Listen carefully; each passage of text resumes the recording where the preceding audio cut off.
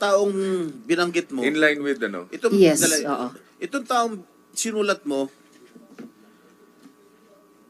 holder ng 5 passport to. Are you aware of it? Sen, hindi po ako aware na holder. Tama sama, absurd. Para sa akin, it's weird. Tapos, siya pa ang tumulong sa'yo na makatakas sa Pilipinas. Sen, it's really about security na po talaga. Di ba you feel safe? You're under the custody of the Philippine National Police. Yes po. You're under the custody of NBI. Now Opo. you're under the custody of the Senate. And Opo. we will protect you. Opo. Oh, why don't you want to divulge everything here?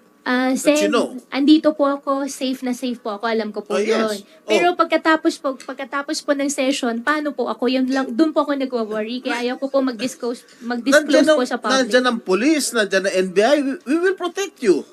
Just as long as you tell the truth.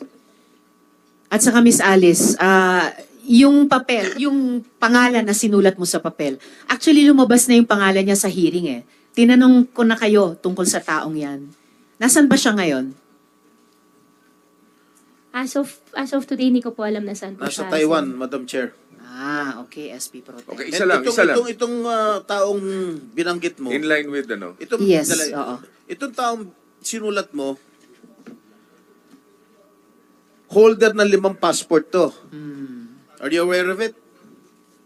Sen, hindi po ako aware na holder Yes, po siya eh. ng 5. Holder ng passport ng Kits, Nevis, China, Cyprus, Dominica, tsaka Cambodia. He's a holder of 5 passports. And based from the information I received, he's now in Taiwan. Now, please, ako nakikiusap ako. Ito ang ating natuklasan. Huang Jiang ang lumabas, na pangalan